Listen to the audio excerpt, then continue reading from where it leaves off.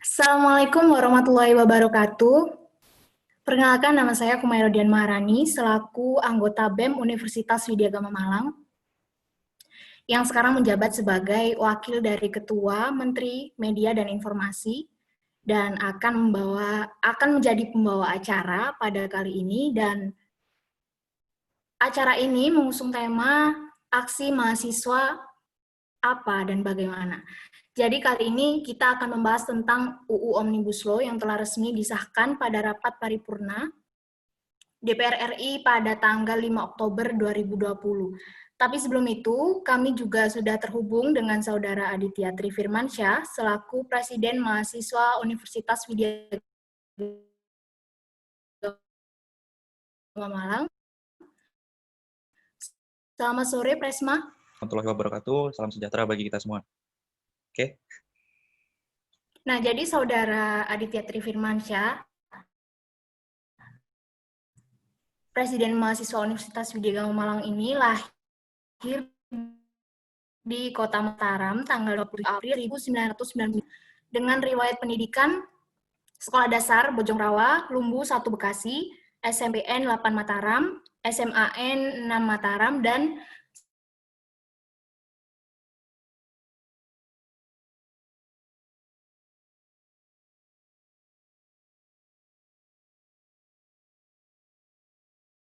banyak sekali pengalamannya dan berorganisasi pasti banyak sekali, ada 8 lah intinya. Dan sekarang menjabat sebagai Presiden Mahasiswa Universitas Widyagama Malang periode 2020-2021, pernah menjadi pembicara atau pemateri pada diskusi publik yang banyak sekali juga. Nah, yang paling menarik nih, Presma merupakan penulis opini atau artikel ilmiah, ada 21 judul yang sudah dibuat. Yang paling terakhir ini berjudul Problematika Regulasi Pemakzulan Kepala Daerah yang Berujung Tirani, Partai Politik Studi Kritis Terhadap Undang-Undang Nomor 23 Tahun 2014 tentang Pemerintahan Daerah. Jurnal Widya Pranata, Universitas Mataram, Yogyakarta, edisi September 2020. Prestasinya juga banyak yang sudah diraih, seperti Presma menjadi mahasiswa berprestasi Fakultas Hukum tahun 2019, peserta terbaik sekolah anti korupsi atau Sakti Malang Corruption Watch 2018, dan finalis mahasiswa berprestasi Universitas Widyagama Malang tahun 2020. Dan masih banyak lagi ya, bisa berbusa saya kalau saya bacakan satu-satu. Intinya Presma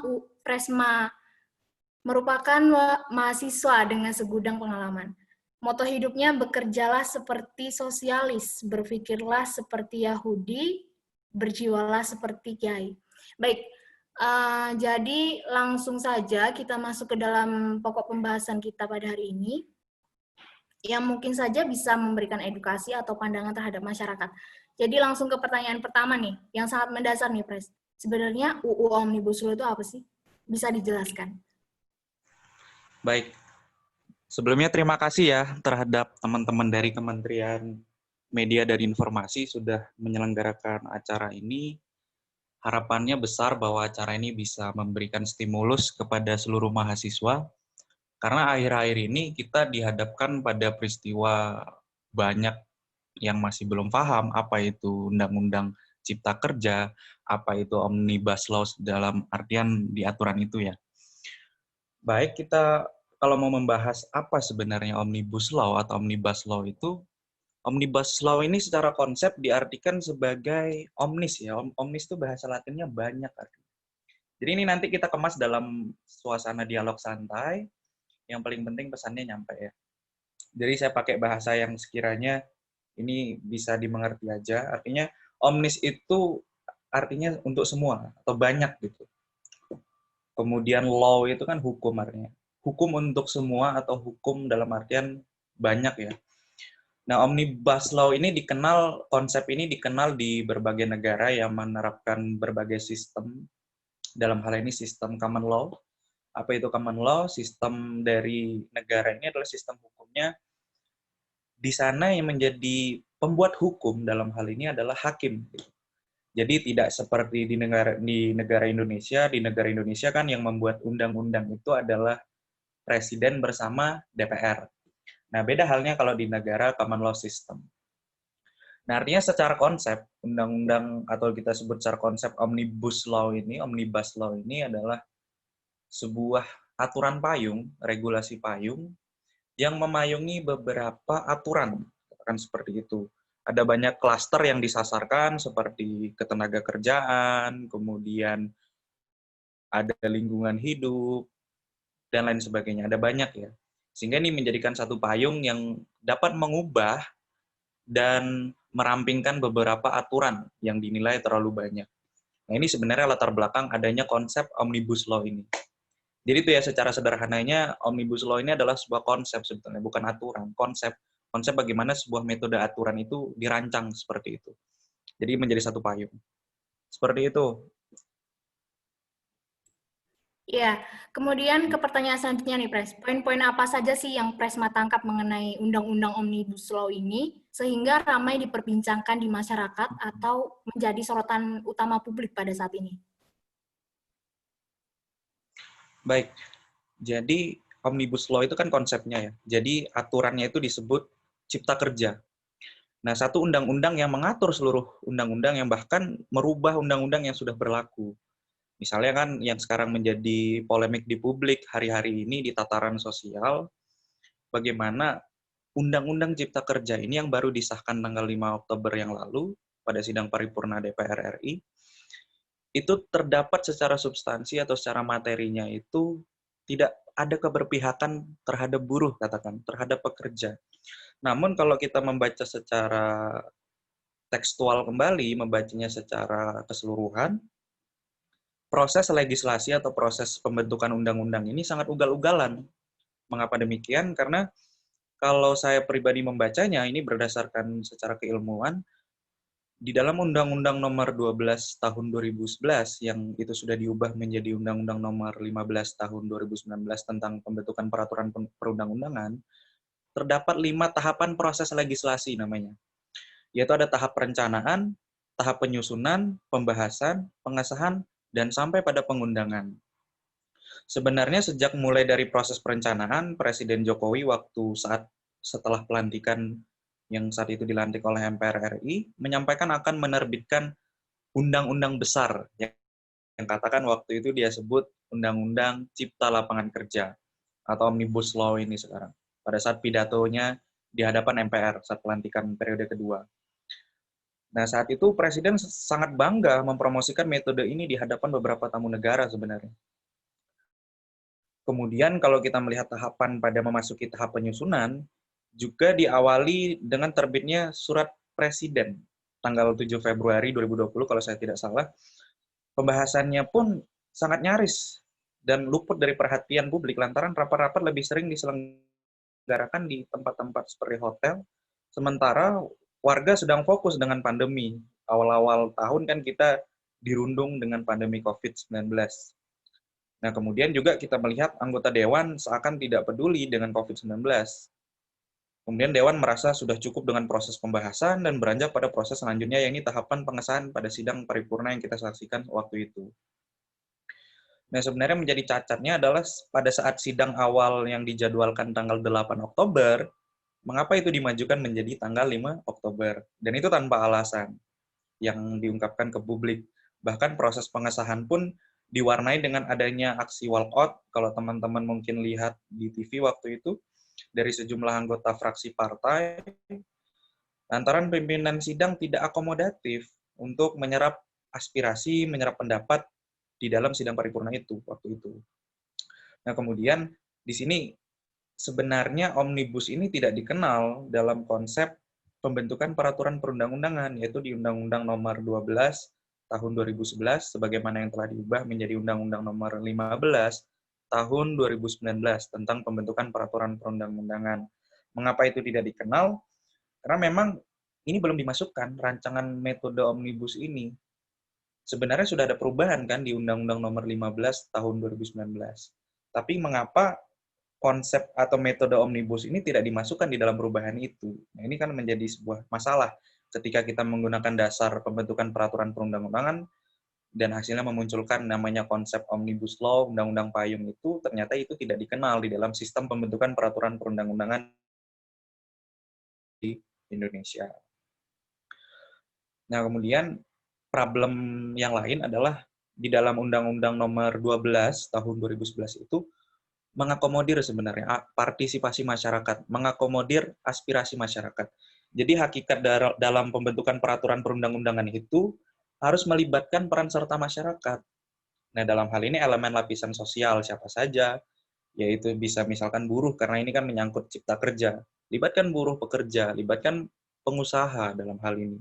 Ini stakeholder, pemangku kepentingan yang memang dapat memberikan kontribusi masukan terhadap materi yang ada di undang-undang itu.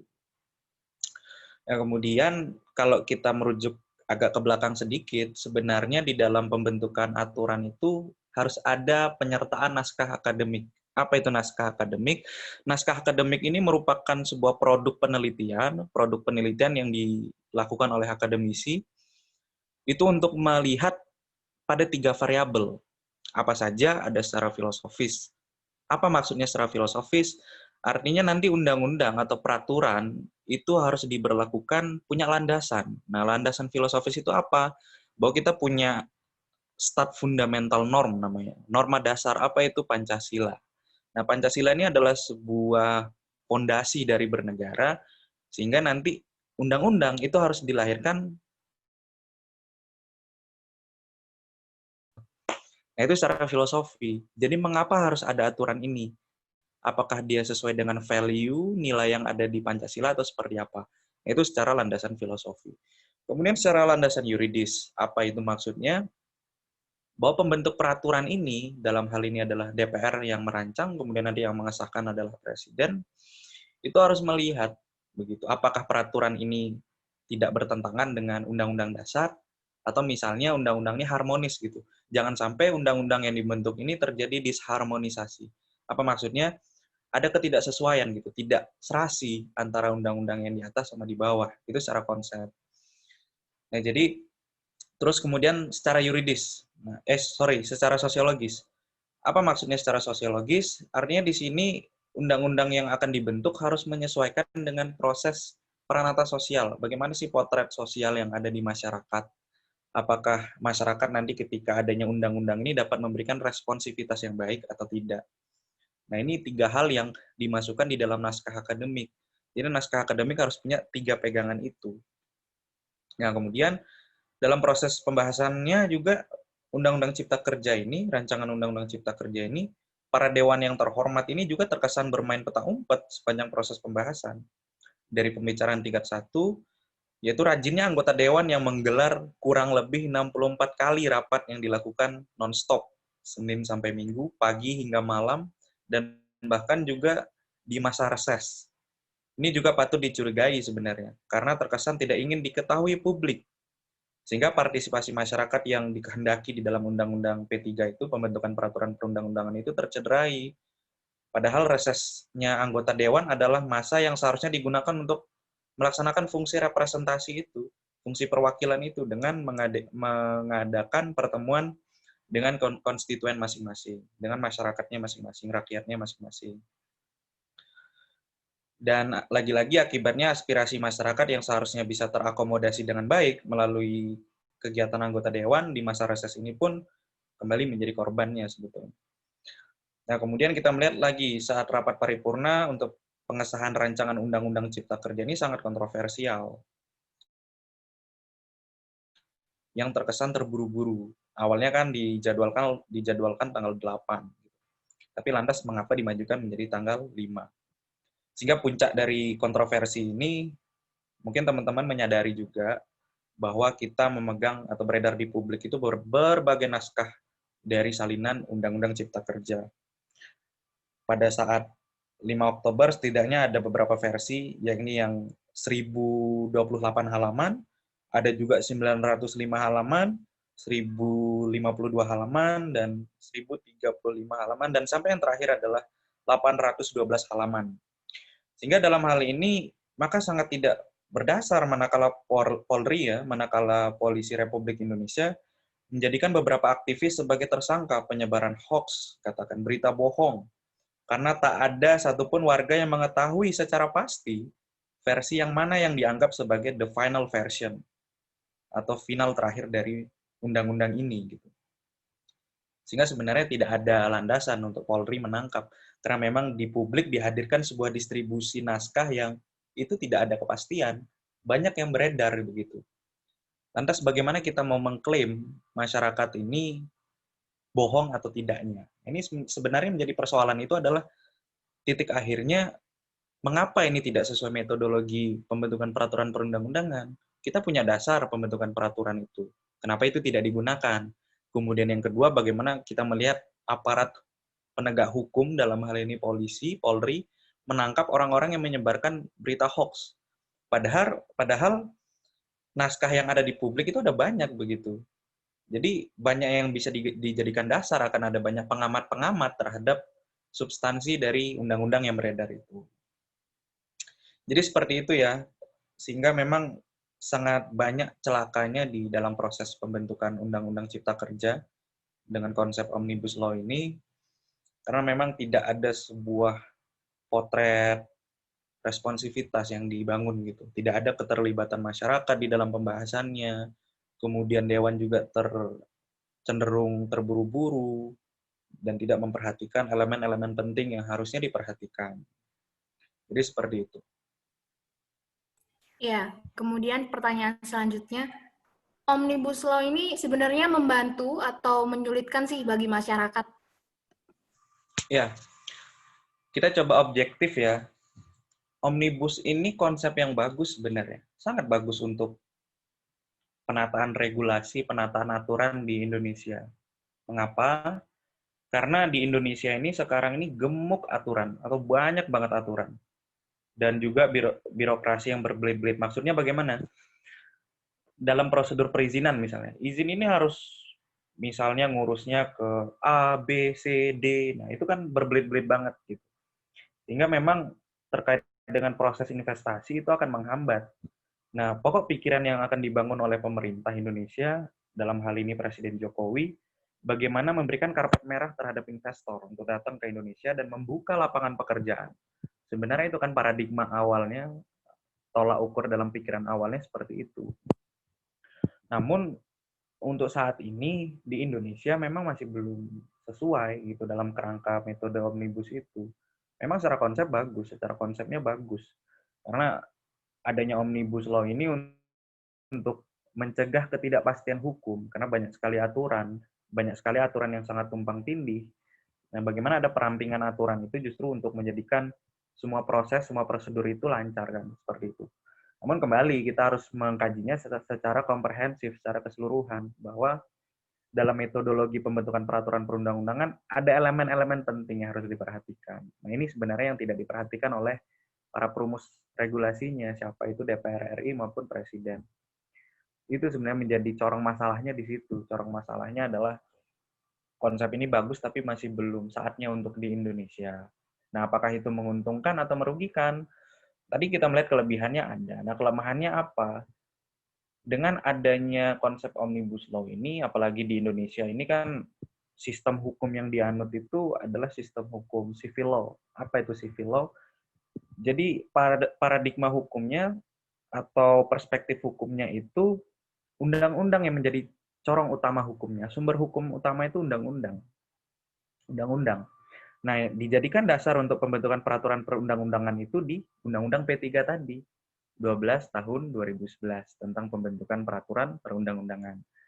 Nah, senyatanya bahwa kita lihat Omnibus Law, konsep ini tidak dikenal di dalam undang-undang itu. Apa yang dijadikan dasar oleh DPR RI dan Presiden? Nah, ini kan yang menjadi sebuah pertanyaan kritis. Seperti itu.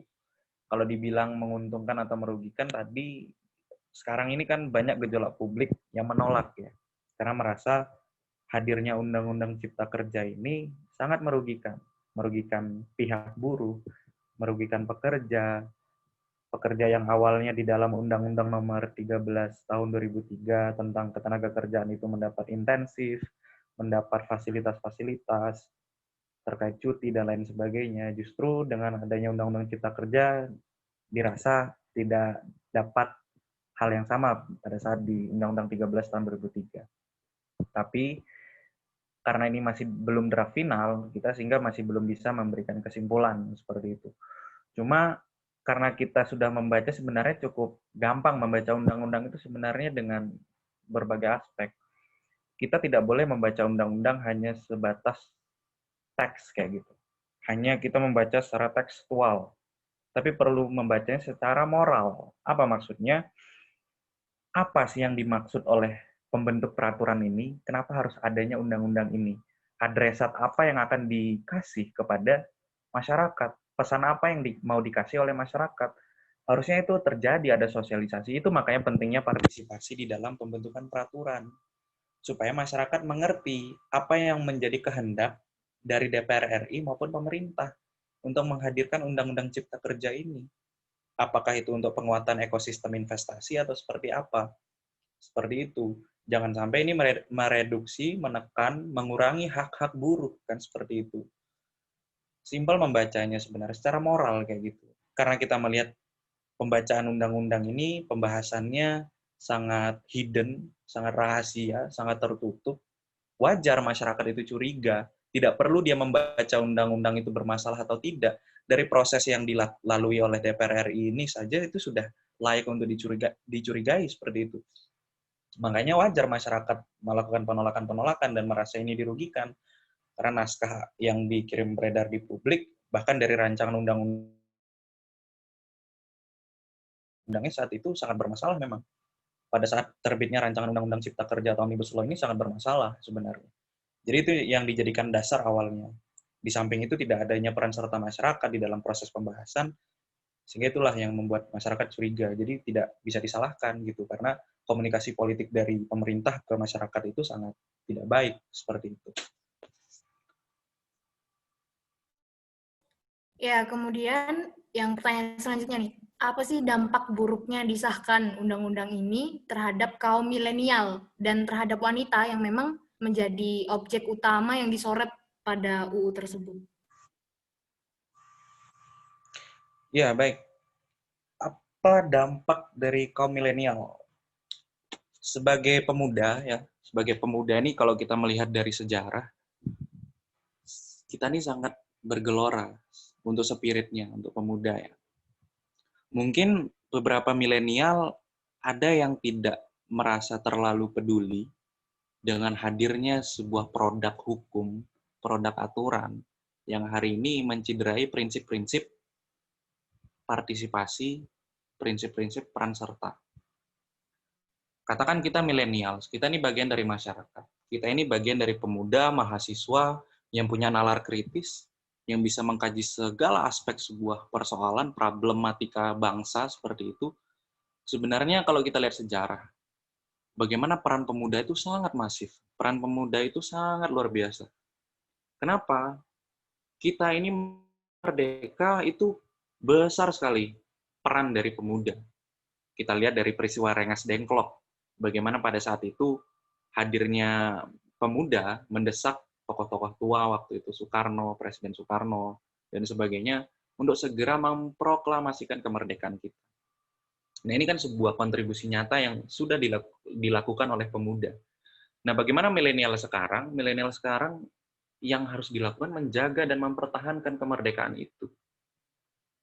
Kemerdekaan bukan hanya sebuah langgam, sebuah simbol kita ini sebagai negara merdeka.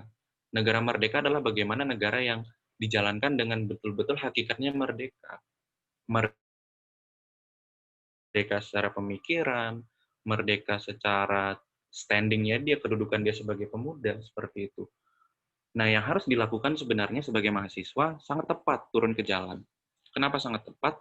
Kalau memang itu tujuannya memang baik untuk memperjuangkan rakyat sebagai penyambung lidah, katakan seperti itu kepada masyarakat, itu sangat tepat. Tapi memang harus diperhatikan berbagai dasar-dasar mengapa harus turun ke jalan. Hari ini pemuda, kalau pemuda itu apatis, kalau pemuda itu tidak peduli, bodoh amat, maka masyarakat akan bergantung kepada siapa gitu. Peran fungsi dari pemuda, peran fungsi dari mahasiswa adalah yang pertama sebagai agent of change. Apa itu? Agen perubahan. Bagaimana dia menggerakkan sebuah perubahan yang itu menjadi parameter, indikator intelektualitasnya seorang mahasiswa. Yang kedua, bagaimana dia sebagai social control. Bahwa di sini di tataran civil society, di tataran masyarakat sipil, mahasiswa selaku statusnya di sini pengontrol sebenarnya. Apa yang dimaksud dengan pengontrol? Dia sebagai jembatan aspirasi. Ketika masyarakat tidak bisa untuk menyuarakan hal yang dirasa itu meresahkan, maka poinnya titik berdirinya untuk menyuarakan itu. Kepada siapa? Pemerintahan yang zalim, pemerintahan yang tirani, katakan seperti itu. Dan dampaknya memang ketika ada kebijakan yang buruk dari pemerintah, maka disitulah sinyal bahaya yang harus dikirimkan oleh para pemuda dan mahasiswa. Kepada siapa? Kepada pembentuk kebijakan zalim. Siapa itu? Ya penguasa. Seperti itu singkatnya. Ya, kemudian pertanyaan selanjutnya, apa yang sebenarnya kita sebagai mahasiswa atau masyarakat butuhkan setelah disahkannya Undang-Undang Omnibus Law ini? Ya, tepatnya kita jangan nyebut Undang-Undang Omnibus Law, karena Omnibus Law itu konsep. Lebih tepatnya Undang-Undang Cipta Kerja. Karena aturannya itu disebut Undang-Undang tentang Cipta Kerja. Undang-Undang nomor berapa tentang Cipta Kerja. Jadi Omnibus itu hanya konsep, memang hanya konsep, dan satu undang-undang yang namanya Cipta Kerja ini mengatur semua aturan, bahkan merubah beberapa aturan yang sudah berlaku. Jadi seperti itu. Jadi mulai sekarang nomenklaturnya, penamaannya adalah Undang-Undang Cipta Kerja dengan konsep Omnibus Law. Ya, apa sebenarnya, tadi bagaimana pertanyaannya? Sorry. Apa yang sebenarnya kita atau masyarakat butuhkan setelah Baik. disahkannya Undang-Undang Cipta Kerja ini? Sederhana sebenarnya apa yang dibutuhkan. Masyarakat sebenarnya hanya butuh pemenuhan. Pemenuhan secara progresif dari negara. Apa yang dimaksud dengan pemenuhan? Di sini pemenuhan kesejahteraannya. Bahwa Pancasila sebagai nilai dasar, sebagai fondasi kita bernegara, harusnya bisa dijadikan dasar oleh pemerintah atau penguasa. Kalau selama ini kebutuhan tidak diberikan secara progresif, dengan apalagi sekarang kita dialami dengan peristiwa pandemi virus COVID, harusnya pemenuhan kebutuhan itu harus lebih kuat gitu. Nah, hari ini dengan hadirnya Undang-Undang Cipta Kerja, memang interpretasinya pemerintah, penafsirannya pemerintah, ini akan membuka lapangan pekerjaan seluas-luasnya untuk masyarakat. Kita mengundang investor datang untuk penguatan investasi. Nah, disitulah hadir lapangan pekerjaan untuk masyarakat. Tapi yang terlupa bahwa kita ini sebagai negara merdeka, tapi kita ini sebagai pekerja, kadang tidak ada ruang bagi warga negara Indonesia untuk membuka lapangan pekerjaan sebenarnya. Dengan hadirnya Undang-Undang Cipta Kerja ini justru investor yang nanti yang akan membuka lapangan pekerjaan itu. Makanya ada penguatan ekosistem investasi istilahnya. Itu sebenarnya yang terlupa. Nah, yang dibutuhkan masyarakat sebenarnya hadirnya pemerintah untuk beri sebenarnya pemahaman kenapa harus ada Undang-Undang Cipta Kerja ini. Undang-Undang Cipta Kerja ini untuk siapa sebenarnya? Kalau memang untuk membuka lapangan pekerjaan untuk masyarakat yang seluas-luasnya, harusnya dilakukan secara berimbang. Jangan sampai hanya investor asing yang datang ke Indonesia membuka lapangan pekerjaan yang justru menegasikan peran dari warga negara Indonesia sendiri, selaku pemilik rumah, selaku tuan rumah. Nah, itu yang dikhawatirkan sebenarnya. Undang-Undang Cipta Kerja ini produk yang secara kualitas sebenarnya sangat lemah gitu. Baik secara norma, padahal di dalam asas-asas pembentukan peraturan itu harus ada asas tujuan yang jelas. Nah, sampai saat ini masyarakat, publik masih belum tahu tujuan jelas dari pemerintah untuk menghadirkan Undang-Undang Cipta Kerja ini, Omnibus Law ini. Kemudian ada asas keterbukaan. Dalam proses saja tidak ada keterbukaan sama sekali. Tidak ada peran serta masyarakat untuk memberikan masukan-masukan. Karena yakin kalau masyarakat memberikan masukan-masukan, karena di sini masyarakat saya yakin dan kita semua yakin bisa menggunakan nalar intelektualnya. Masyarakat sudah cerdas sebetulnya, dapat mengerti gitu. Kemudian juga bahasa-bahasa digunakan untuk peraturan perundang-undangan itu haruslah bisa difahami gitu. Karena ini undang-undang ini untuk umum, undang-undang ini untuk publik, mengikat secara umum. Maka 3 variabel yang tadi itu harus jelas, tujuannya harus jelas, keterbukaan memang harus ada, transparansi itu. Kemudian ketiga, memang secara materi harus bisa dipahami gitu. Nah, hari ini yang tidak ada di dalam Undang-Undang Cipta Kerja ini. Hal ini yang tidak dihadirkan sebenarnya dari pemerintahan pusat, dari penguasa, kayak gitu. Itu saja kebutuhannya masyarakat pasti jelas bagaimana negara itu kasih pemenuhan secara progresif terkait kesejahteraannya, terkait dengan pembunuhan sandang, papan, pangan, dan lain sebagainya gitu. Yang bisa memberikan itu ya negara gitu. Sumber daya alam kita ini sangat melimpah gitu. Di Undang-Undang Dasar disebutkan bumi, air, kekayaan alam di dalamnya dikuasai oleh negara. Siapa negara? Itu jelas pemerintah. Dan dipergunakan sebesar-besarnya untuk kemakmuran rakyat. Apakah hari ini rakyat sudah makmur? Ya bisa kita simpulkan bagaimana gitu. Nah, di sini sebenarnya kegagalan negara itu di sini. Padahal di dalam unsur negara, di situ ada pemerintah dan ada rakyat. Harusnya saling bisa bekerja sama, harus bisa saling sinergi. Hadirnya produk aturan yang hari ini kita lihat, ya benar-benar sangat tidak sesuai lah, sangat salah. Dari secara prosedur sampai kepada pemenuhan aspek-aspek bagi buruh pekerja itu kan sangat bertentangan sebetulnya. Jadi jelas keterbutuhan atau kebutuhan masyarakat itu tidak tercapai karena memang pemerintah sendiri tidak hadir dengan jelas tujuannya untuk menyampaikan undang-undang ini untuk apa gitu. Seperti itu. Nah, tadi kan Presma bilang bahwa turun ke jalan merupakan jalan terbaik untuk penyambung lidah masyarakat. Mengenai unjuk rasa nih pada tanggal 8 Oktober 2020 minggu lalu atau yang telah terjadi tanggal 12 Oktober kemarin. Sebenarnya apakah ada jalan lain selain unjuk rasa? Iya. Sebenarnya ada sebuah cara ya. Cara konstitusional namanya. Undang-Undang Cipta Kerja ini kan nantinya menjadi sebuah undang-undang yang disahkan di dalam lembaran negara. Ya, dalam lembaran negara. Nah, ketika dia menjadi sebuah undang-undang yang sah, maka jalur yang sekiranya bisa ditempuh selain unjuk rasa adalah jalur judicial review. Apa itu? Jalur kita menguji materi undang-undang yang bermasalah di Mahkamah Konstitusi sebagai lembaga negara yang punya wewenang untuk melakukan pengujian undang-undang terhadap undang-undang dasar. Jadi nanti apabila undang-undang Cipta Kerja ini bermasalah di pasal A katakan. Nah, ini yang dibawa dan dimohonkan di Mahkamah Konstitusi untuk diuji apakah itu bertentangan dengan undang-undang dasar selaku peraturan di atasnya atau tidak. Kalau misalnya undang-undang Cipta Kerja di pasal A ini misalnya bertentangan dengan undang-undang dasar, maka Mahkamah Konstitusi akan membatalkannya gitu. Nah, itu adalah jalur-jalur yang bisa ditempuh. Bahwa di situ nanti akan terjadi sebuah adu argumentasi antara government, pemerintah, bersama civil society, masyarakat. Nah, itu kalau jalur secara akademisnya, jalur secara konstitusional. Yang memang hak-hak konstitusional dari warga negara dijamin untuk mengajukan permohonan uji materi. Namun kembali lagi, tidak ada garansi bahwa Undang-Undang Cipta Kerja ini ketika ada permasalahan benar-benar dibatalkan oleh Mahkamah Konstitusi. Itu tidak ada jaminan ke arah situ. Namun juga unjuk rasa belum tentu memberikan jaminan Undang-Undang Cipta Kerja ini dicabut.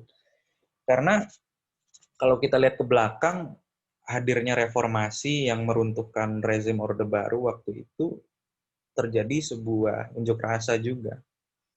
Unjuk rasa pada tahun 1998. Pada waktu itu common enemy-nya dapat bahwa mahasiswa, buruh, pekerja, dan elemen masyarakat lainnya semua bersatu untuk melengsarkan rezim Orde Baru waktu itu.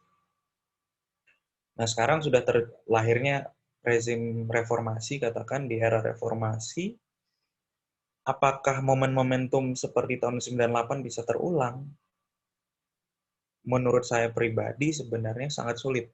Ya, kenapa? Karena hari ini unjuk rasa kita melihat ya bagaimana aparat sangat brutal ya untuk membereskan massa. Juga yang harus dilihat, massa juga harus banyak memahami aturan-aturan yang menjadikan dasar mengapa mereka harus turun ke jalan. Kita dijamin hak asasi manusia untuk menyampaikan pendapat di muka umum. Bahkan itu diatur juga di dalam Undang-Undang Dasar di pasal 28, bahwa kita punya hak untuk berserikat, berkumpul, menyampaikan pikiran melalui lisan dan tulisan, dan itu dijamin, kan.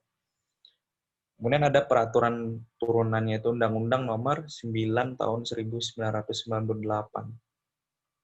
Apa bunyinya di situ? Masyarakat punya hak, mahasiswa dalam hal ini masyarakat punya hak untuk menyampaikan pendapat di muka umum.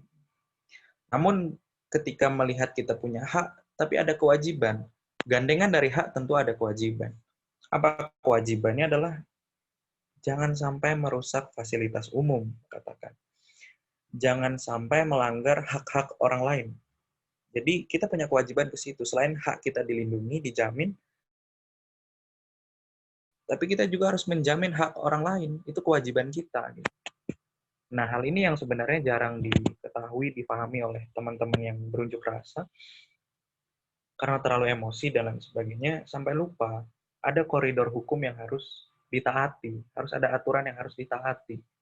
Kita memang menyampaikan pendapat di muka umum itu dijamin secara bebas, tapi yang namanya kebebasan itu tidak boleh sebebas-bebasnya, harus ada batasan, yaitu apa? Kita berkewajiban untuk melindungi hak-hak orang lain, seperti itu.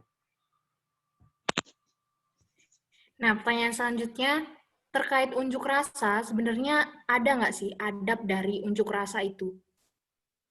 Ya, adab. Ya, seperti relate dengan jawaban yang tadi, untuk bicara adab, sebenarnya kan unjuk rasa ini ingin menunjukkan rasa di situ, rasa kekesalan, rasa keluhan kepada negara, kepada pemerintah, yang sama sekali tidak pro, tidak berpihak kepada masyarakat. Nah, di dalam unjuk rasa, kita menyampaikan sebuah rasa. Rasa kekesalan, rasa emosional juga harus ditunjang dengan kedewasaan. Nah, ini harus dijadikan sebuah pakem oleh mahasiswa bahwa demonstrasi, unjuk rasa, itu harus dengan adab. Ya, adabnya itu tadi, harus paham aturan.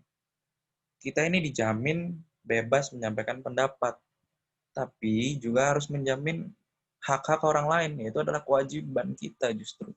Tidak boleh merusak fasilitas umum yang tadi, kemudian tidak boleh mengganggu hak pengguna jalan, katakan di jalan raya. Nah, itu kan sebuah dilematis yang saat ini terjadi oleh tokoh-tokoh unjuk rasa, kayak gitu.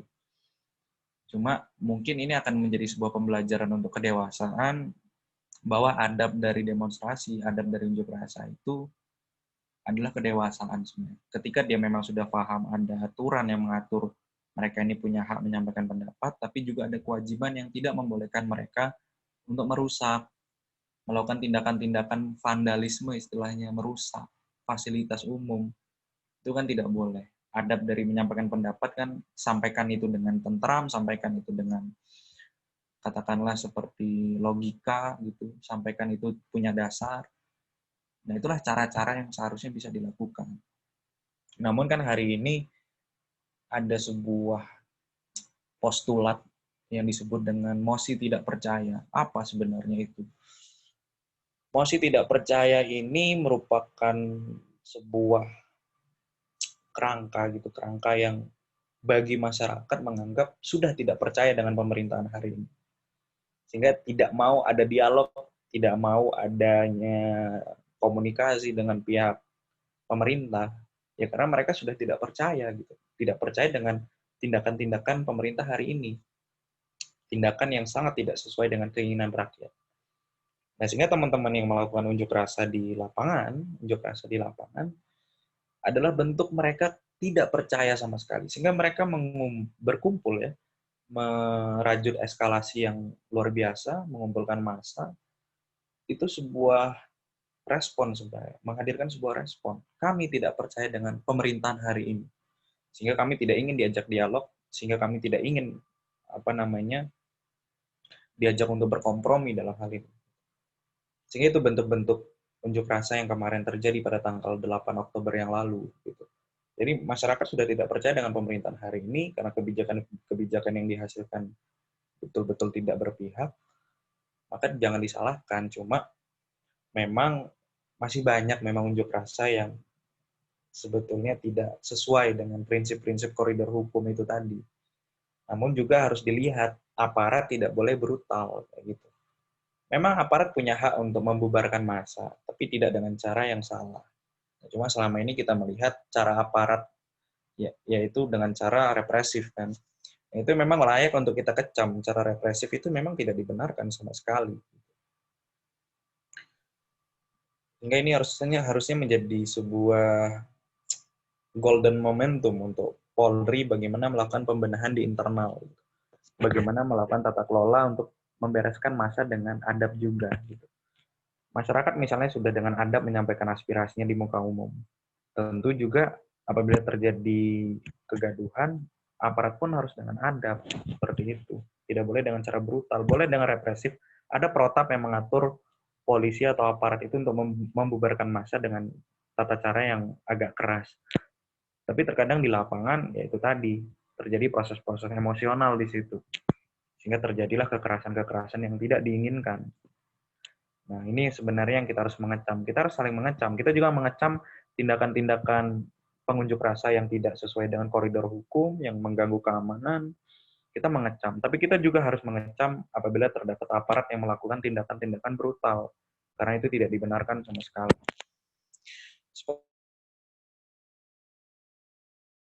Seperti itu. Nah, kemudian pertanyaan selanjutnya nih.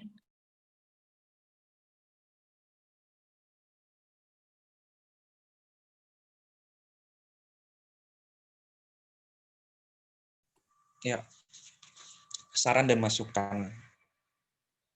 Sebetulnya setiap orang, setiap manusia, individu itu punya cita rasa di dalam dirinya. Punya naluri. Ketika mereka melihat, katakanlah gerakan mahasiswa yang melakukan aksi turun ke jalan, itu adalah bentuk respon naluriah secara organik. Bahwa mereka merasa sebagai mitra kritis pemerintah perlu turun ke jalan menyampaikan aspirasi. Yang mereka nilai kebijakan hari ini sangat tidak pas untuk masyarakat. Nah, untuk masyarakat bagaimana apabila tidak bisa ikut turun ke jalan? Sebenarnya turun ke jalan itu bukan bicara wajib atau tidaknya, bukan.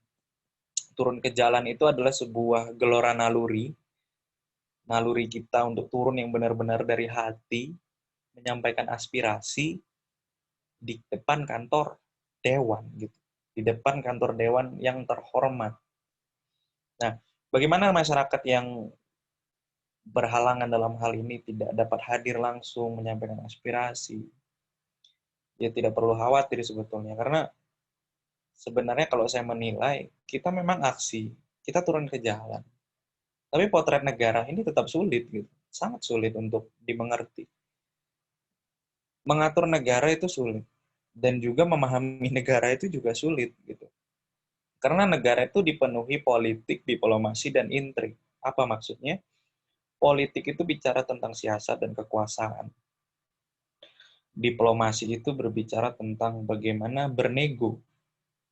Kemudian yang terakhir bicara tentang intrik, persengkongkolan. Itulah sebuah proses negara. Sehingga ketika masyarakat merasa hadirnya kebijakan yang zalim, kemudian mereka turun ke jalan, ya sebetulnya itu tidak memberi sebuah jaminan kepastian. Karena memang negara sulit untuk dimengerti. Ya, seperti inilah negara, seperti itu.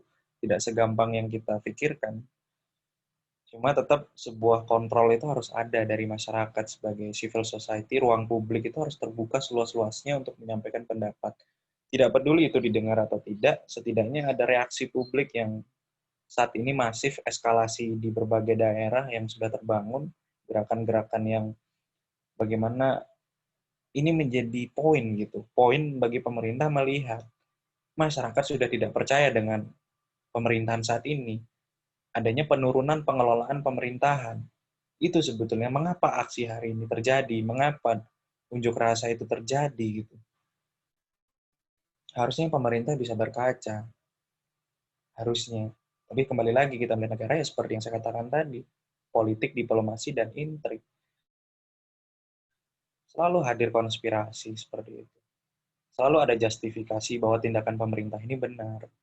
Padahal ya seperti itu, kita semua bisa menilai.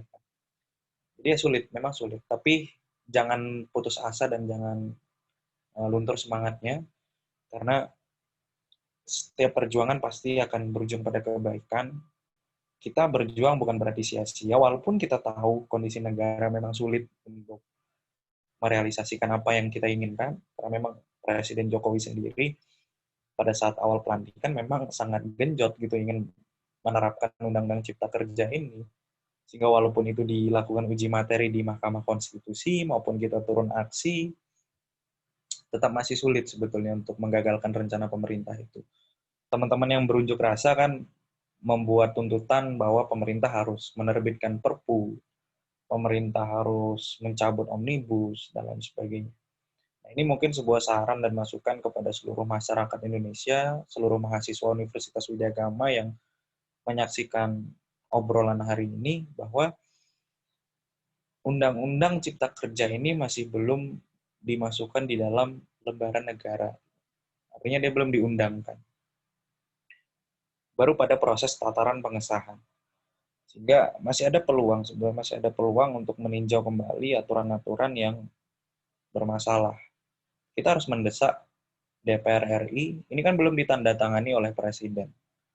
Sehingga makanya belum diundangkan. Masih sebuah tataran pengesahan yang dilakukan oleh DPR RI. Kita harus mendesak bahwa DPR harus memberikan naskah benar-benar final version dari naskah Undang-Undang Cipta Kerja ini, supaya publik bisa tercerahkan, ini loh aturan yang benar, ini loh aturan yang katakan tidak hoax, ini memang aturan yang memang langsung dari DPR. Nah, hari ini kita lihat kan itu masih belum ada. Jadi wajar gejolak publik itu hadir, karena memang mereka melihat ada ketidakpastian di sini. Seperti itu. Jadi lakukanlah tetap sesuai dengan naluri, tapi tetap dengan memperhatikan hak-hak orang lain, karena berunjuk rasa itu kita menyampaikan sebuah rasa, maka rasa ini adalah rasa yang harus katakan itu memperhatikan prinsip persamaan hak, bahwa orang lain juga harus kita lihat. Mereka juga punya rasa kekesalan apabila kita merusak. Mereka juga punya rasa bangga apabila betul-betul kita berjuang untuk kepentingan rakyat. Seperti itu. Nah, kemudian pertanyaan selanjutnya. Jika kita sudah melakukan unjuk rasa sedemikian rupa, menguras tenaga, menguras emosi, mendesak dengan sekuat tenaga, tapi masih tidak didengar oleh pemerintah, apa yang harus kita lakukan jika memang unjuk rasa yang kita lakukan ini tidak membuahkan hasil? Apa yang bisa dilakukan apabila tidak membuahkan hasil? Sebenarnya aksi itu tidak salah, tapi tidak ada kepastian untuk itu didengar gitu. Walaupun kepercayaan beberapa mahasiswa, kepercayaan beberapa masyarakat merasa berjuta kali turun aksi bagiku itu adalah langkah pasti. Silakan, itu adalah sebuah kepercayaan atau sebuah keniscayaan. Tapi kembali kita melihat bagaimana psikologis rezim hari ini. Cuma saya nggak bisa memotret secara keseluruhan, tapi kita coba menilai secara objektif saja. Kembali, sangat susah. Negara ini susah. Karena elemen politik itu bermain gitu. Politik itu bicara pada tataran hidden gitu. Membuat undang-undang, kenapa itu hidden? Ya karena itu sebuah strategi siasat untuk memasukkan kepentingan. Mungkin saya pernah berbicara di grup mahasiswa Widyagama. Saya memberi sebuah contoh analogi bahwa kalau kita melihat seorang pelatih luar biasa itu Pep Guardiola maupun Jose Mourinho, dia tidak pernah menyampaikan sebuah strategi racikan tiki taka, racikan strategi yang digunakan untuk menang, itu tidak pernah disampaikan di depan pers. Pun kita melihat negara gitu. Membuat undang-undang itu pasti dengan penuh strategi, penuh intrik, persengkongkolan di situ. Jadi masyarakat terus curiga, ya, harus terus curiga. Sebuah aksi yang dilakukan itu tidak salah. Cuma yang harus benar-benar dipikirkan, jangan sampai lupa dengan dasar-dasar kenapa harus turun. Gitu. Jangan sampai lupa terhadap hak orang lain, jangan sampai abai. Gitu. Bagi masyarakat, aksi itu sangat baik. Menurut saya pribadi, ya silakan aksi. Aksi itu sangat bagus. Tapi tetap dengan itu tadi, memperhatikan hak-hak orang lain. Yang kadang kita abai dan kita lupa. Kita dijamin di dalam Undang-Undang Dasar, seperti yang saya katakan sebelumnya, kita dijamin di dalam Undang-Undang Nomor 9 Tahun 98 tentang kemerdekaan menyampaikan pendapat di muka umum. Tolonglah itu dipelajari. Dipelajari dengan baik. Bagaimana bangunan yang diinginkan di dalam menyampaikan pendapat itu seperti apa. Karena kalau kita tertib menyampaikan, kita betul-betul dengan cara yang beradab, karena kita sebagai tokoh intelektual, sebagai mahasiswa, utamanya, ya perlu memberikan edukasi juga kepada masyarakat. Hari ini yang kita lihat, apalagi berkaca pada aksi tanggal 8 yang lalu, saat itu terjadi kericuhan, ya itulah sebuah potret di lapangan. Memang hal yang biasa sih, sebetulnya ricuh itu hal yang biasa. Apalagi kondisi orang itu saat itu emosional, ada provokasi, dan lain sebagainya. Jadi hal yang wajar terjadi kericuhan. Ya, jadi bagi masyarakat, lakukan apa yang mereka yakini sampai betul-betul itu dapat didengar. Ada banyak wadah yang bisa dilakukan untuk menyampaikan aspirasi. Tidak harus hanya di jalan, tapi juga ada banyak elemen yang bisa dilakukan. Misalnya, ya melalui dialog dengan langsung hadir di pemerintahan, tapi tetap dengan menjaga independensi sebagai mahasiswa, sebagai rakyat, itu kan perlu dijaga. Jadi seperti itu. Banyak ruang untuk kita menyampaikan, walaupun hari ini kita melihat ruang publik coba dibatasi, tapi tetaplah percaya bahwa dengan kita mendesak dan terus mendesak, itu pasti akan luntur seperti itu. Karena kekuasaan tirani itu tumbang apabila kita bersatu. Kekuasaan oligarki itu tumbang apabila kita betul-betul memperjuangkan tujuan visi dari negara ini sebagaimana mestinya. Memperjuangkan suara rakyat. Kita membela rakyat. Seperti itu. Nah, paling terakhir nih, Pres. Sebelum audio ini diselesaikan, mungkin Presma mau memberikan sepatah dua patah kata untuk pendengar audio podcast ini dan untuk kaum pejuang keadilan di luar sana.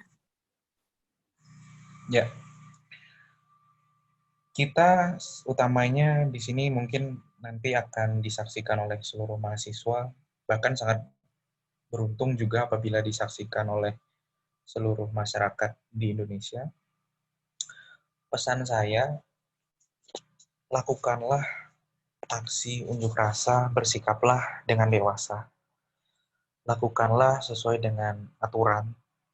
Kita tidak boleh keluar dari sebuah lingkaran aturan yang mengatur kita bebas menyampaikan pendapat, tapi juga perlu menyampaikan bahwa kita wajib menjaga hak orang lain. Kita ini semua komponen masyarakat. Kita ini sebagai masyarakat yang harus saling toleransi, menghargai satu dengan yang lainnya. Tujuan kita menumbangkan pemerintahan yang tidak baik.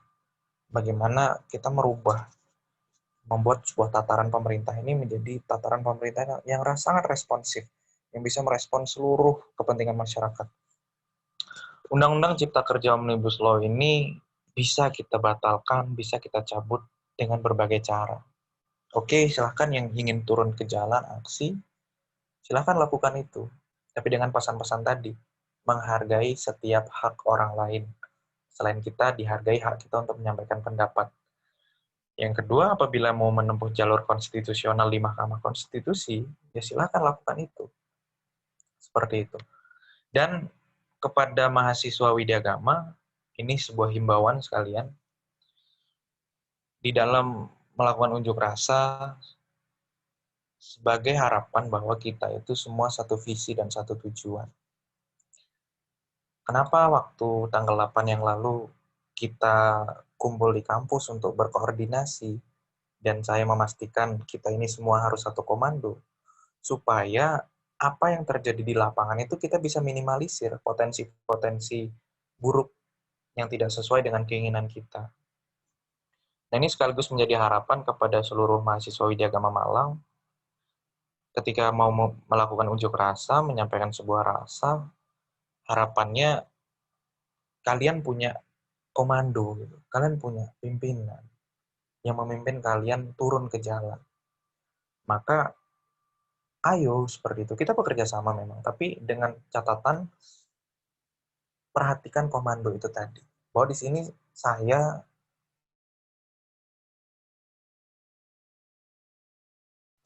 ya inilah saya seperti itu. Tapi ketika kita ingin menyampaikan pendapat dan itu kita harus bekerja sama, maka pasti harus ada yang mengomandoi. Siapa itu? Presiden mahasiswa. Maka harus satu komando yang jelas, harus didengarkan, harus dikoordinasi. Karena presiden mahasiswa pastinya akan melindungi mahasiswa-mahasiswa yang turun ke jalan. Namun apabila mahasiswa egois turun ke jalan sendiri ke medan perang itu, tanpa persiapan yang matang, ya siapa yang mau disalahkan? Jadi, untuk ke depan, ketika kita mau melaksanakan aksi, kita memang tepat bersikap bentuk ketidaksetujuan kita terhadap pemerintah. Tapi dimanapun ketika kita mau berperang, kita harus menyusun strategi dengan baik. Harus duduk bersama, konsolidasi yang matang. Sehingga ketika turun nanti, ada kualitas tuntutan yang bisa disampaikan. Seperti itu. Ini mungkin bisa menjadi refleksi sekaligus. Karena yang kemarin kita bisa, ya itulah sebuah potret di lapangan memang sulit untuk dikontrol. Tapi mungkin ke depan, dari hasil kita aksi tanggal 8 kemarin, menjadi sebuah pembelajaran kedewasaan untuk mahasiswa yang pasti menjadi sebuah pembelajaran untuk saya juga sebagai pribadi maupun sebagai presiden mahasiswa untuk lebih mensosialisasikan lagi mengapa harus turun ke jalan, apa sih sebetulnya persoalannya. Jadi sebetulnya dialog ini sudah menjadi poin dan pesan bahwa Undang-Undang Cipta Kerja yang saat ini hadir layak untuk kita tolak. Kenapa itu layak kita tolak? Karena memang metode yang dilakukan, prosedur yang dilakukan dalam proses pembuatannya sangat tidak tepat, sangat melenceng, seperti itu. Bahkan kita sebagai masyarakat tidak terlibat di dalam prosesnya. Tidak ada partisipasi yang masif, yang kuat di situ. Jadi kita memang layak turun ke jalan. Dan juga kita tidak boleh menyalahkan mereka-mereka yang melakukan upaya konstitusional di Mahkamah Konstitusi untuk menguji. Karena ada banyak medium yang bisa digunakan. Silahkan dipilih, karena itu hak kita semua. Bergeraklah sesuai dengan naluri, jangan dengan emosi, karena kita di sini ingin tujuan yang pasti. Maka dari itu, ke depan harapannya, jadilah mahasiswa yang cerdas, jadilah mahasiswa yang dewasa, jadilah mahasiswa yang betul-betul sebagai suara rakyat, penyambung suara rakyat. Kita teriak atas nama rakyat. Jadilah pribadi yang betul-betul menantang, yang bisa mengambil keputusan yang besar, dan itu untuk kebaikan. Sekian dari saya, terima kasih. Kurang lebihnya mohon maaf apabila ada salah kata dan salah ucap. Semoga apa yang tadi saya sampaikan bisa menjadi pesan kepada seluruh teman-teman, kepada seluruh masyarakat, bahwa kita di sini betul-betul berkomitmen untuk memperjuangkan apa yang sebenarnya menjadi sebuah kebenaran, seperti itu. Tidak untuk ketenaran. Jadi intinya di situ. Sekali lagi terima kasih, saya mengapresiasi juga kepada Kementerian Media dan Informasi, kepada Wakil Menteri, Bu Dian sudah memfasilitasi acara ini. Sekali lagi mohon maaf apabila nantinya ada kekurangan-kekurangan. Yang paling penting, kita harus yakin apa yang kita lakukan itu adalah kebaikan. Itu saja. Billahi taufiq wal hidayah. Wassalamualaikum warahmatullahi wabarakatuh. Waalaikumsalam warahmatullahi wabarakatuh. Baik, jadi mungkin pertanyaannya cukup sekian, karena terdapat keterbatasan waktu juga.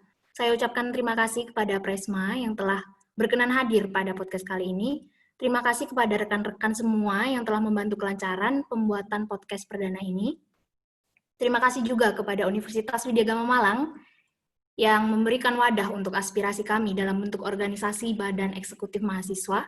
Mahasiswa itu berproses. Awal dari semua proses adalah niat. Maka melangkahlah terus dengan iringan doa dan semangat. Jegal sampai batal, saya Humaira Dian Maharani selaku pembawa acara. Wassalamualaikum warahmatullahi wabarakatuh.